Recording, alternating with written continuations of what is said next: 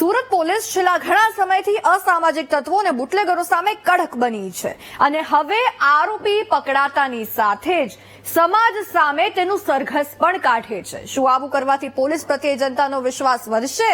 આવો જાણીએ।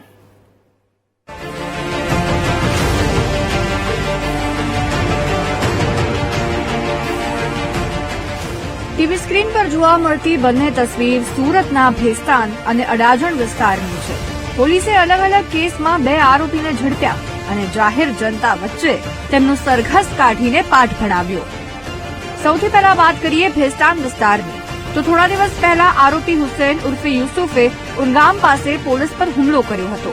પોલીસની પીસીઆરને ટક્કર મારી હતી, જે પછી પોલીસે તેને ઝડપ્યો અને જે વિસ્તારમાં દાદાગીરી કરી પોલીસ પર હુમલો કર્યો તે જ વિસ્તારમાં પોલીસે તેનું સરઘસ કાઢ્યું।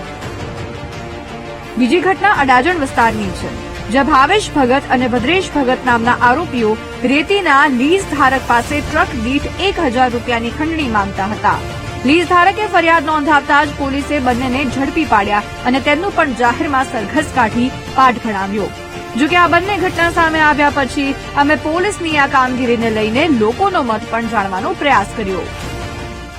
મહિલાઓમાં જે મતલબ બજારમાં જતી મહિલાઓ અને તે સોનું પહેરીને જાય છે તો એ ગુંડાઓનો આતંક વધારે છે। ત્યાં ચેન ખેંચીને ચાલ્યા જાય છે તો પોલીસ પકડે છે, પરેડ કાઢે છે। જનતા માટે મતલબ ગુંડાઓ માટે મતલબ એક ખોફ છે કે એ લોકોને ડર રહેશે કે આ પોલીસ આવું કરીશું તો પોલીસ આવી રીતના પરેડ કાઢશે, એમના પર સ્ટ્રિક્ટ કાર્યવાહી થશે।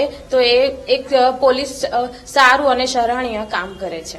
અસામાજિક તત્વો છે એમની જે સરઘસ કાઢે છે એના લીધે લોકોમાં ભયનો માહોલ થોડો ઓછો થાય છે અને ખરેખર પોલીસ સરાહનીય કામગીરી કરે છે। પોલીસની ક્યાંક ને ક્યાંક એવી મર્યાદાઓ છે કે એ અતિરેક નથી કરી શકતા, તેમ છતાં આવા લુખ્ખા તત્વો પર સિકંજો કસવો એ પોલીસનું કાર્ય છે અને પોલીસની જે કામગીરી છે એ ખરેખર સરાહનીય છે।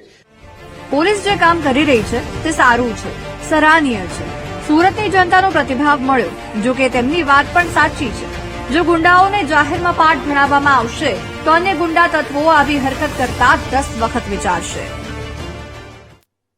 રાજ્યમાં ગુંડાગીરી, ચોરી, લૂંટફાટ, હત્યા, દારૂની હેરાફેરી, બુટલેગરોનો ત્રાસ, વ્યાજખોરોનો ત્રાસ ખૂબ જ વધી ગયો છે, જેના કારણે આત્મહત્યા કરે છે લોકો અથવા તો કોઈની હત્યા પણ થાય છે। તેવામાં આવા તત્વોને ડામવા તે સૌથી મોટો પડકાર છે।